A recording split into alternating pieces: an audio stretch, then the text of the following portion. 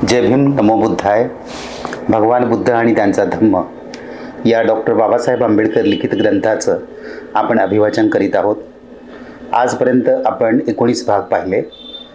18व्या भागात आपण पाहिलं की तथा सिद्धार्थ गौतमाला ज्ञानप्राप्ती होते आणि ते बुद्ध बनतात. 19व्या भागामध्ये आपण पाहत होतो की भगवान बुद्ध व त्यांचे पूर्वकालीन ऋषीमुनी यांची आपण माहिती घेत होतो. 19व्या भागामध्ये आपण तत्ववेत्ता कपिल याची माहिती घेतली. तथागत बुद्धांनी पूर्वकालीन जे ऋषीमुनी होते त्यांच्या सर्व तत्वज्ञानांचा अभ्यास केला आणि त्यातील काही गोष्टी त्यांनी मान्य केल्या आणि काही गोष्टी सोडून दिल्या. यातील कपिलाचं आपण पाहिलं की कपिलाचे 3 तत्व त्यांनी मान्य केले की एक, सत्यासाठी पुरावा हा हवाच, ईश्वराचं अस्तित्व आहे याला तर्कानुसार कुठलाही आधार नाही आणि जगात दुःख आहे. हे 3 तत्व त्यांनी मान्य केली आणि त्याचे बाकीचे जे तत्व होती ती त्यांनी नाकारली. भाग पुढचा 20वा, ब्राह्मण ग्रंथ.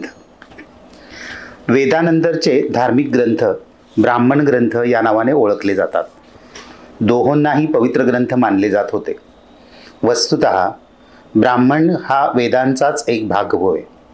दोन्ही ग्रंथ सोबतच असतात. त्यांना श्रुती या नावाने संबोधिले जाते. ब्राह्मणी तत्वज्ञान हे 4 सिद्धांतांवर आधारलेले आहे.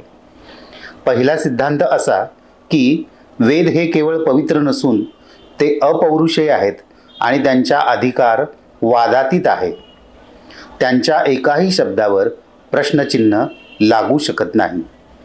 ब्राह्मणी तत्वज्ञानाचा दुसरा सिद्धांत असा की वैदिक यज्ञ केले, धार्मिक विधी आणि समारंभ पार पाडले आणि ब्राह्मणांना दक्षिणा दिली तरच आत्म्याला मुक्ती मिळते, म्हणजे जन्ममरणाच्या फेऱ्यातून त्याची सुटका होते. वेदात सांगितलेली आदर्श धर्माचीच कल्पना ब्राह्मणांपाशी होती असे नव्हे, तर आदर्श समाजाविषयीही त्यांची कल्पना होती. या आदर्श समाजरचनेला त्यांनी चातुर्वर्ण्य असे नाव दिले.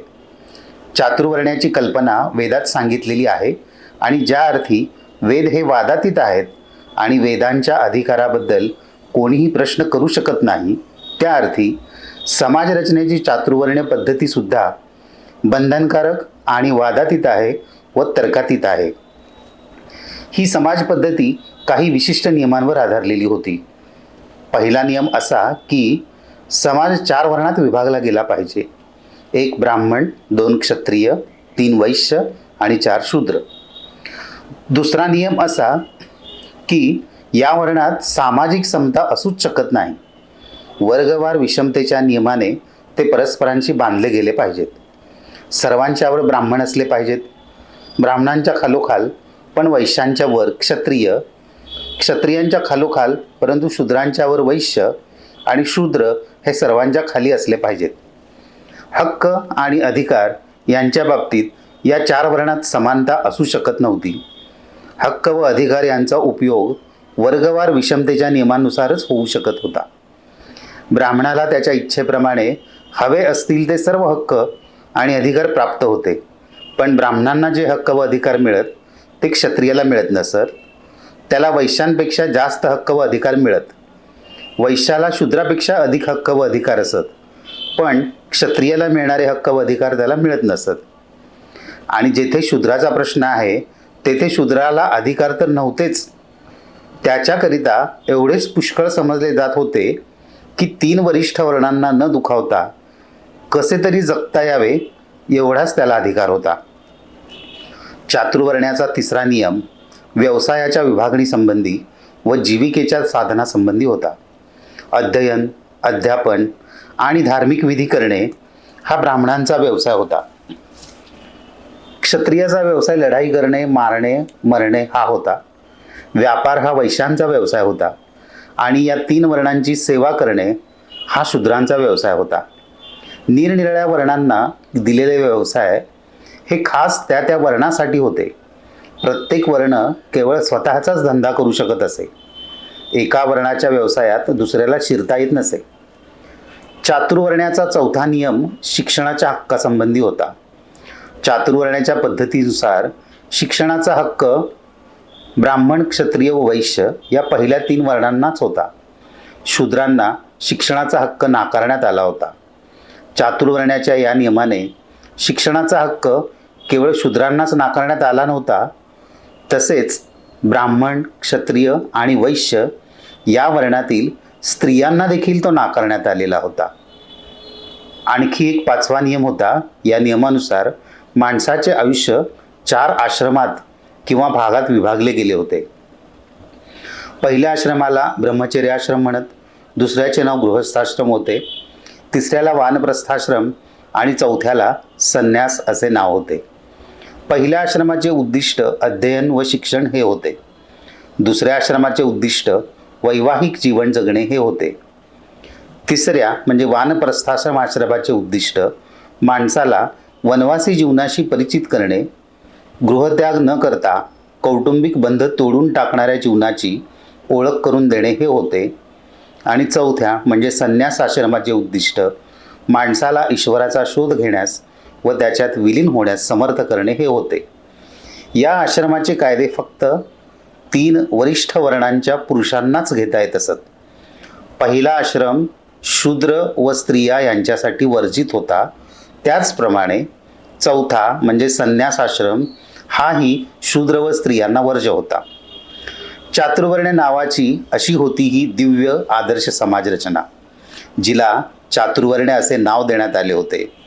ब्राह्मणांनी या नियमाला आदर्शाचे स्वरूप दिले आणि या गोष्टींची पूर्ण सावधगिरी घेण्यात आली की त्यात कुठल्याही पळवाटा किंवा उणीवा न ठेवता तो प्रत्यक्ष उतरविला जावा.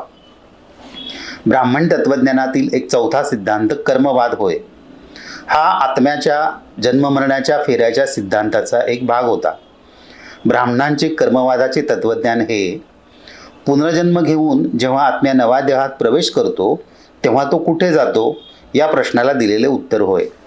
यावर ब्राह्मणी तत्त्वज्ञानाचे उत्तर असे की हे माणसाच्या पूर्वजन्मातील कृत्यांवर अवलंबून असते. दुसऱ्या शब्दात सांगायचे म्हणजे ते त्याच्या पूर्वजन्मीच्या कर्मावर अवलंबून असते. ब्राह्मणी तत्त्वज्ञानातील पहिल्या सिद्धांताला तथागत बुद्धाचा तीव्र विरोध होता. वेद हे अपौरुषेय आहेत व त्यांचा अधिकार वादातीत आहे हे त्यांचे म्हणणे भगवान बुद्धांनी नाकबूल केले. त्यांच्या मते अपौरुषेय व वादातीत अशी कोणतीही गोष्ट जगात असू शकत नाही की जी चूक होण्याच्या शक्यतेच्या परिघात नसेल. कोणत्याही गोष्टीची फेर तपासणी आणि फेरविचार करण्यास विरोध नसावा, कारण कोणतीही गोष्ट अंतिम सत्य असू शकत नाही. माणसाने सत्य, यथार्थ सत्य समजून घेतले पाहिजे. भगवान बुद्धांच्या मते विचार स्वातंत्र्य सर्वात महत्त्वाची बाब होती आणि सत्य शोधून काढण्याकरिता विचार स्वातंत्र्य हा एकमेव मार्ग आहे अशी त्यांची खात्री होती. वेद अपौरुषेय आहेत असे मानणे याचा अर्थ विचार स्वातंत्र्याला संपूर्ण नकार देणे असा होतो. या कारणामुळेच ब्राह्मणी तत्त्वज्ञानाचा वरील सिद्धांत भगवान बुद्धांना अत्याधिक अप्रिय होता. ब्राह्मणी तत्त्वज्ञानातील दुसऱ्या सिद्धांतालाही त्यांचा तितकाच विरोध होता. यज्ञ करण्यामध्ये काही तथ्य असल्याचे त्यांना मान्य नव्हते, परंतु खरा यज्ञ आणि खोटा यज्ञ यात त्यांनी भेद केला. दुसऱ्यांच्या हितासाठी स्वहिताचा त्याग करणे हा खरा यज्ञ होय असे त्यांनी मानले. वैयक्तिक स्वार्थासाठी कोणा देवाला प्रसन्न करण्यासाठी एखाद्या पशुचा बळी देणे हा त्यांच्या मते खोटा यज्ञ होय. ब्राह्मणांचे अधिकांश यज्ञ हे बहुधा देवाला संतुष्ट करण्यासाठी पशूंचे बळे देऊन केलेले यज्ञ असत. अशा यज्ञाचा खोटे यज्ञ म्हणून त्यांनी धिक्कार केला. आत्म्याला मुक्ती मिळावी या उद्देशाने जरी असे यज्ञ होत असतील तरीही त्यांना ते मान्य नव्हते. यज्ञविरोधी असलेले लोक ब्राह्मणांचा उपहास करून म्हणत, पशुचा बळी देऊन जर एखाद्याला स्वर्गप्राप्ती होत असेल तर शीघ्रतर स्वर्गात जाण्यासाठी त्याने स्वतःच्या बापाचाच बळी का देऊ नये. भगवान बुद्ध या विचाराशी सर्वथा सहमत होते. यज्ञाचा सिद्धांत भगवान बुद्धांना जेवढा तिरस्करणीय वाटत होता तेवढाच चातुर्वर्ण्याचा सिद्धांतही त्यांना नापसंत होता. चातुर्वर्ण्याच्या नावाने ब्राह्मणी धर्माने ज्या प्रकारची समाजरचना निर्माण केली ती समाजरचना त्यांना सर्वथा अप्राकृतिक समाजरचना वाटली. तिच्यातील वर्गरचना सक्तीची आणि जुलमी होती. विशिष्ट वर्गाच्या मतलबानुसार तयार केलेली अशी ती समाजरचना होती. बुद्धाला मोकळा आणि स्वतंत्र समाज पसंत होता. ब्राह्मणांची चातुर्वर्ण पद्धती ही कधीही न बदलणारी कायम स्वरूपाची अशी समाजरचना होती. एकदा ब्राह्मणाच्या घरी जन्म झाला की तो कायमचा ब्राह्मण, एकदा क्षत्रियाच्या घरी जन्म झाला की तो कायमचा क्षत्रिय, एकदा वैश्याच्या घरी जन्म झाला की तो कायमचा वैश्य, आणि एकदा शूद्राच्या घरी जन्म झाला की तो कायमचा शूद्र. अशी ही समाजरचना व्यक्तीच्या जन्मावरून प्राप्त झालेल्या दर्जावर आधारलेली होती. या व्यवस्थेत माणसाचे मोठ्यात मोठे पापकर्म त्याला त्याच्या उच्च दर्जाला कमी करत नसे आणि त्याचे मोठ्यातले मोठे पुण्यकर्म देखील कोणालाही वरचा दर्जा देत नसे. या दृष्टीने त्याच्या सद्गुणाला काहीही किंमत नसे. यात ना गुणाचीही पूजा होती, ना विकासाला त्या समाजरचनेत स्थान होते. विषमता ही प्रत्येक समाजात असते, पण ब्राह्मणी धर्मात तिचे स्वरूप अगदी निराळे होते. ब्राह्मणांनी ज्या विषमतेच्या सिद्धांताचा प्रचार केला ते त्या समाजाचे अधिकृत धर्मतत्व होते. ती असमानता समाजावर अशीच आपोआप स्थापित झालेली नव्हती. ब्राह्मणी धर्माचा समतेवर विश्वासच नव्हता. वस्तुतः समतेला त्यांचा विरोध होता. ब्राह्मणवादाचे केवळ विषमतेने समाधान झाले नाही, वर्गवार विषमता हे त्याचे सार होते. क्रमिक असमानता हा त्याचा प्राण होता. समाजात सुसंवाद आणि मेळ निर्माण करण्याची गोष्ट तर दूरच राहो, पण ही वर्गवार विषमता समाजात चढत्या प्रमाणात द्वेष आणि उतरत्या प्रमाणात तिरस्कार निर्माण करील. म्हणजे एक जण खाली, दुसरा त्याचे वर, तिसरा त्याहून वर आणि चौथा सर्वात वर, याप्रमाणे क्रमिक घृणेची भावना तयार करील आणि ती खालच्या वर्गात द्वेषाची भावना तयार करीत असून ती अखंड कलहाचे कारण होईल असे बुद्धाला वाटले. 4 वर्णांचे व्यवसाय देखील निश्चित केले गेले होते. व्यवसायाची निवड करण्याचे स्वातंत्र्य कुणालाही नव्हते. त्याशिवाय हे व्यवसाय काम करण्याची कुशलता किंवा सामर्थ्य यानुसार निश्चित करण्यात आले नव्हते, तर ते जन्मावरून निश्चित केले गेले होते. चातुर्वर्ण्याच्या नियमाचे काळजीपूर्वक निरीक्षण केल्यावर भगवान बुद्ध अशा निष्कर्षाला येऊन पोचले की ब्राह्मणी धर्माने ज्या तात्विक पायावर समाजरचना उभारली तो पाया जरी स्वार्थी नसेल तरी तो चुकीचा खासच होता. त्यांना हे स्पष्ट दिसले की चातुर्वर्ण्याने सर्वांच्या हितसंबंधाकडे तर लक्ष दिलेच नाही, त्यामुळे सर्वांचे कल्याण देखील साध्य होऊ शकत नाही. निश्चितच मुठभर लोकांच्या हितासाठी बहुसंख्य लोकांना सतत राबविण्यासाठी चातुर्वर्णाची योजना जाणून बुजून करण्यात आली होती. या योजनेनुसार स्वतःला मानवश्रेष्ठ म्हणजेच भूदेव म्हणवून घेणाऱ्या वर्गाची सेवा करणे यासाठी माणसाला भाग पाडण्यात आले होते. दुर्बलांना दडपण्यासाठी व पिळण्यासाठी आणि त्यांना पूर्णपणे दास्यात ठेवण्यासाठी ही योजना करण्यात आली होती. बंडाची प्रवृत्ती पूर्णपणे मारून टाकण्यासाठीच ब्राह्मणांनी कर्मवाद तयार केला होता, असे भगवान बुद्धांचे मत होते.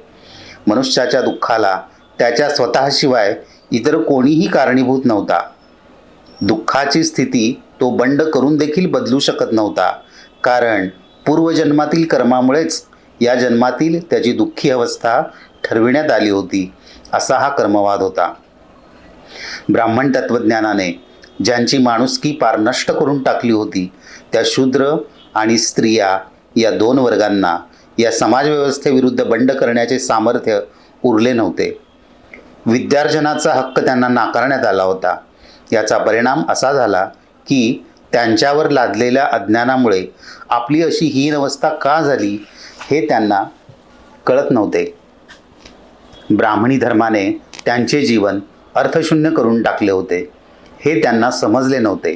त्यामुळे त्या ब्राह्मणी तत्त्वज्ञानाविरुद्ध बंड करण्याऐवजी ते त्याचे भक्त बनले व त्याचा ते पुरस्कार करू लागले. शस्त्र धारण करणे हा आपले मानवी स्वातंत्र्य मिळवण्याचा शेवटचा उपाय आहे, परंतु शूद्रांना शस्त्र धारण करण्याचा हक्क त्यांच्यापासून हिसकावून घेण्यात आला होता. ब्राह्मणी धर्माच्या वर्चस्वाखाली स्वार्थी ब्राह्मण, सामर्थ्यवान व शस्त्र धारण केलेले प्राणघातक क्षत्रिय आणि धनवान वैश्य यांच्या भयंकर कटाचे बळी बनवून शूद्रांना असहाय्य असे करून ठेवण्यात आले होते. अशा या समाजरचनेत सुधार घडविणे शक्य होते काय? ही समाजव्यवस्था ईश्वरप्रणीत समजली जात असल्यामुळे ती बदलता येणे शक्य नाही हे भगवान बुद्धांना माहीत होते. ती फक्त नष्ट करून टाकणेच शक्य होते. या कारणांसाठी खऱ्या जीवनमार्गाला विरोधी म्हणून ब्राह्मणी तत्त्वज्ञानाला भगवान बुद्धांनी अमान्य केले. धन्यवाद. जय भीम.